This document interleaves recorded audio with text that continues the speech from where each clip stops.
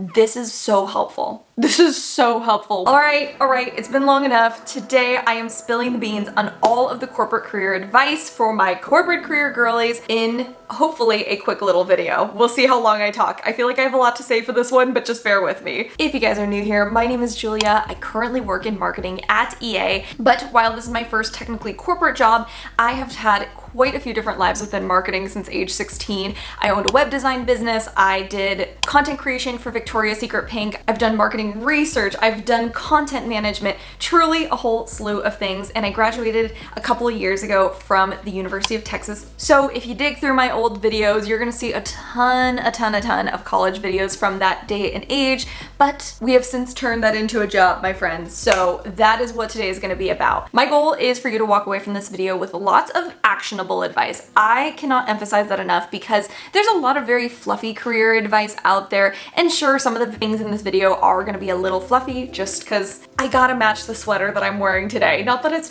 soft, it's soft. We're gonna be a little soft today. But I do want you to feel like you're empowered to go and make some cool decisions and that you're ready. This video is still for you. My first piece of advice is know how to track your tasks well. Now, personally, the best way to do this is through some kind of project management tool. If you guys have Airtable at your job, Notion, whatever it may be, have somewhere that you are actively managing your own projects. Now, there's a couple of reasons that I really recommend having this. The first of which is your own personal sanity. Listen, some of us have really good managers. I've had really good managers. I've been so lucky on that. I know that's not the case for a lot of people in their first corporate job, but hey, I've also had bad managers in past jobs, and the truth of the matter is they are either going to be one of two categories. I find they're either going to be completely over managing you to the point where you're like, okay, where do I make my own decisions here? Or they are going to be under managing, which maybe means that they're neglecting your emails, they're neglecting giving you feedback, they're not really there to support you on your journey,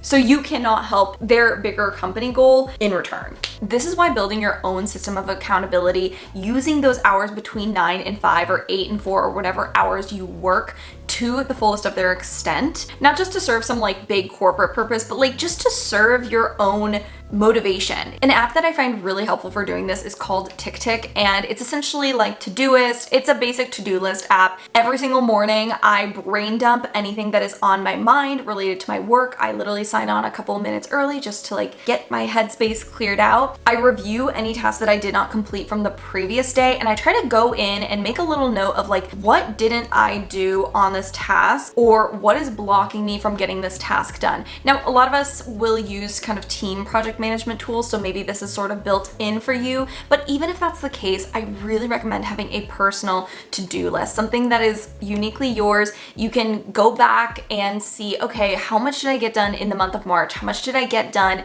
this past week? And really see that project movement, because, and this is another thing we're gonna get into in today's video, you want to be able to track your own feedback. Honestly, it is so rewarding to see what I've moved the needle on in my career in the past, which games I've worked on. It's exciting to see them actually come to life. And then once you've kind of got a habit of like tracking your own tasks, you know, writing down what you're doing, what you're planning to do, how you want to spend your day, this is what I call the bonus point section, which is grouping them by projects. So personally, I used to just keep one big running to-do list, but as I managed multiple projects, like right now I have 4 different kind of major projects that I'm working on, I sometimes end up in the situation where I have the same task to do, but I have to do it for 2 separate projects. So I will actually put that task in twice, but one will be for project A and one is for project B. It just helps me streamline my work. This is totally up to you, so feel free to do with that advice what you will. The second thing is capture your ideas before you share them. One of the most embarrassing things that I did starting out, especially my first year working,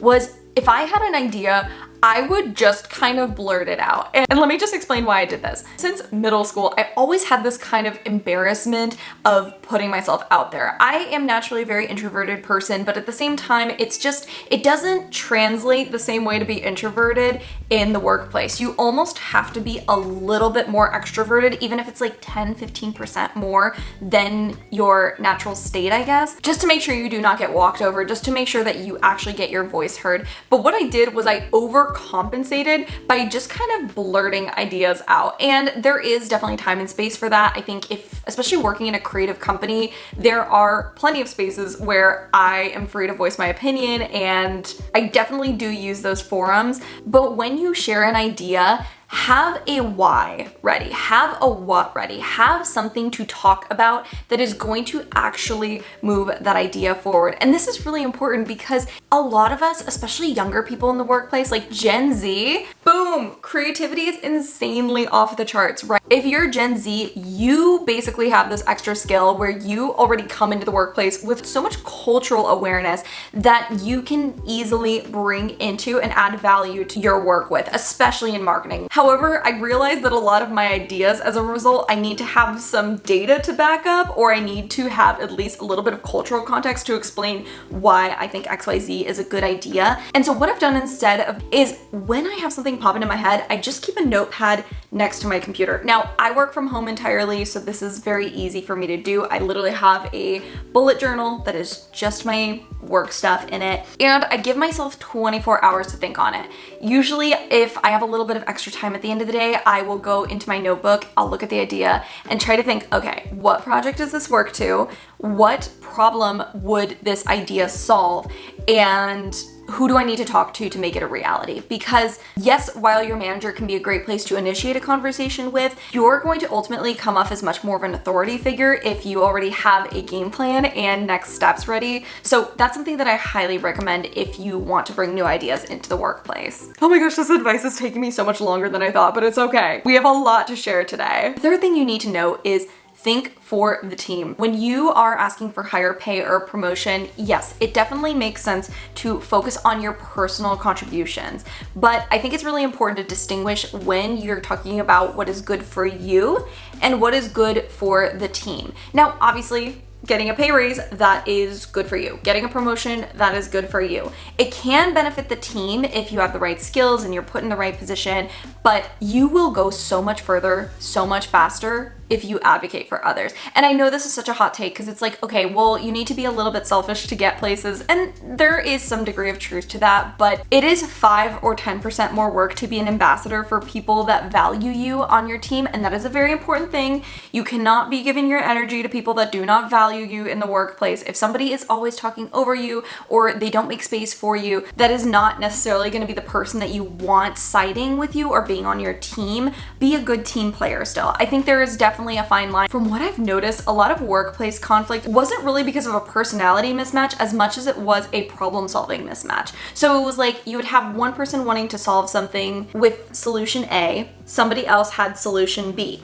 Those solutions, it ended up making both responses weaker. So this is why putting your energy into people that value you, people that respect you, people that want to actually see you grow and thrive is ultimately a lot better than trying to do every single thing on your own or just never asking for feedback at all. Speaking of feedback, tip number 4, save all the feedback that you get. Personally, I do this in Notion. I love that I can just save little screenshots. I can save little quotes. If there's an email where somebody said something really nice about work that I did or work that I did with them, I save those into a yearly folder. This is so helpful. This is so helpful when it comes to my end of year performance reviews or my mid-year reviews, not having to spend an entire day blocked off thinking about, okay, what did I actually do this quarter? What did I do this year? Game changer. If I had done that during year 1, I would not have spent as much time as I did on my self-reflection. Like, it's even great for things that are not performance reviews or are not budget specific. Like, let's say in a couple of years you want to pivot directions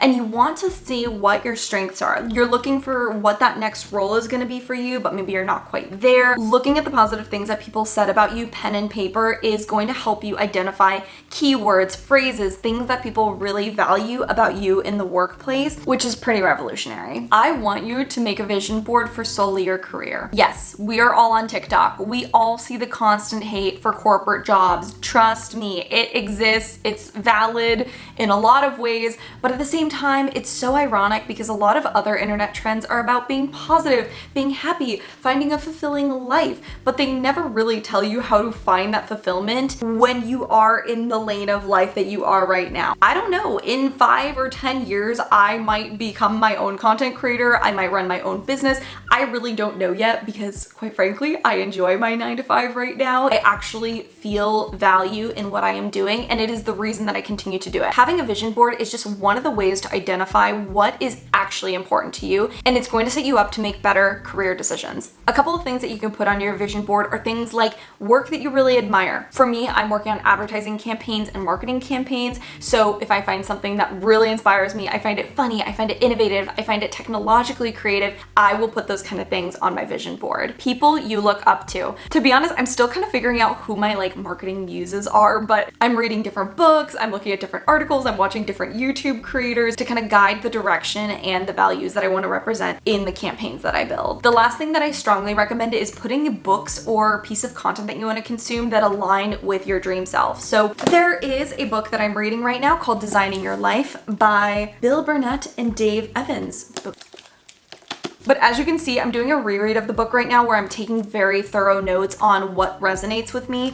And at the end of it, I'm gonna go through and literally put all of the favorite quotes from this into my vision board because I love their philosophy on life. I love their philosophy on marketing. And those are the kind of things that I really want to implement in the work that I do each and every single day. Now again, hot take, but not so hot take. Read job postings even when you are not looking for a new job. Now, whether you're serious or not about applying for different roles, it is still really good to know what is out there. I think most of us have heard at some point that piece of advice or that saying of the job you're gonna have in 10 years doesn't even exist now. And that is so true. That is so true. But just looking at the jobs is not enough. You gotta understand what skills they're looking for that make those a whole new job field.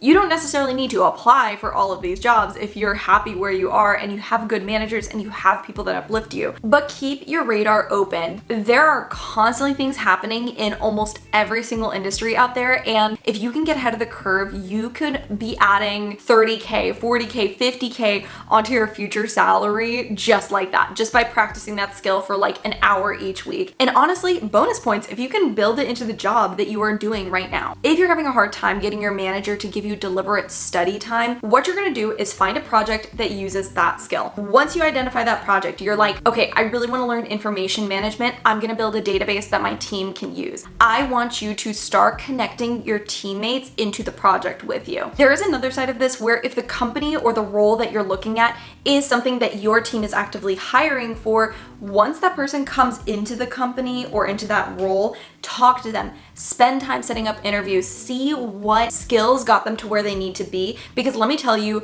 cold interviews and informational interviews and just talking to people and networking, I know that's a scary word, ooh, networking, but you're allowed to network literally just to learn things. You do not have to be asking for something deliberate. Now, if you want the conversation to go somewhere, I do recommend having some kind of pitch, ask for mentoring, ask for advice on a certain thing. That stuff is great, but it is not mandatory. Just saying. Now, aside from looking at new job listings and looking at new skills, there's a whole other thing that this builds into. Education always. I do not care if you're done with school. There are so many people out there that just think that once they graduate, they don't have to work, they don't have to study anymore, and that is just that. And I personally don't like that philosophy. I do not subscribe to that philosophy. Never stop learning. When there are articles that catch your interest, when you are seeing trends happening in your industry, just learn them. Forming an opinion on these things is the next step, and then you can debate, you can talk to people, you actually have good questions to ask when you're in innovative settings. But if you are so crunched for time right now that you can't really dive into certain topics, I'm gonna raise my hand here because I am kind of in that boat right now. I do not have a lot of free research time on my hands. Start a running list somewhere on your work computer where you're just writing down the topics that interest you, because when it comes time to meeting with your manager or doing one-on-one, find ways to connect that work to things that are going to benefit your team and things that are going to benefit what you yourself are assigned to and working on. Now, the last piece of advice is the fluffy,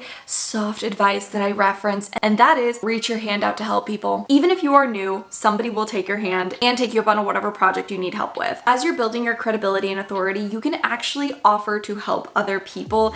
And even if you're new, this can be a really good door to a new work friendship, a new work connection, getting to see how a different side of the business business functions every single day. Now, obviously, I want you to do this only if you have real, actual intentions. Do not do it in like a manipulative way. I can't believe I even have to say that, but like do things that genuinely interest you and genuinely scale up to other topics that you want to learn. And if you're undecided, that's completely fine too. You don't have to have the answer when you offer up to do a project. My only really piece of advice off of that is try to be deliberate with what you're actually offering, because if you just go, hey, can I help you out with this? It doesn't really go anywhere. People are gonna feel uncomfortable asking you for something specific, especially after you've offered it first. So just be straight up, just be like, hey, I am really good at designing Instagram captions. Do you want me to help you with this? Plus, not to mention, it'll also help you set your level of expertise in the workplace. So if you do a really good job helping the person out, they are gonna come back to you as a reference point.